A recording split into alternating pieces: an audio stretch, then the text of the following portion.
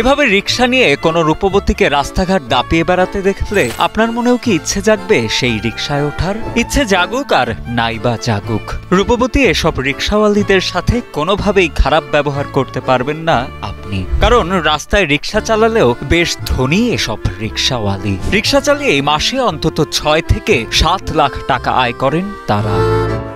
রাজধানী টোকিও সহ জাপানের বিভিন্ন পর্যটন এলাকার পথে ঘাটে দেখা যায় এসব রিক্সাওয়ালীদের। স্থানীয়ভাবে এই রিক্সাগুলোকে বলা হয় জিন রিক্সা।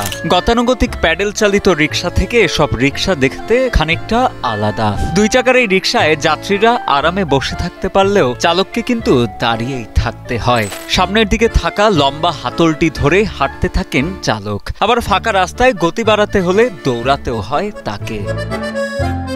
তবে চাইলেই চালানো যায় না এই রিক্সা। কর্তৃপক্ষের অনুমতি ও প্রশিক্ষণের পরই কেবল চালানো যায় রিক্সাগুলো। এমনকি এই রিক্সা চালাতে নিয়মিত বিশেষ শারীরিক ব্যায়ামও করতে হয় রিক্সাওয়ালীদের। জাপানের পর্যটন এলাকাগুলোতে একজন নারী রিক্সা চালক মাসে সর্বোচ্চ $6,800 পর্যন্ত আয় করছেন, যা দেশটির জাতীয় গড় মাসিক মজুরির প্রায় 3 গুণ। একথা শুনে এখন অনেকের মনেই হয়তোবা জাপানে গিয়ে রিক্সা চালানোর শখ জাগতে পারে।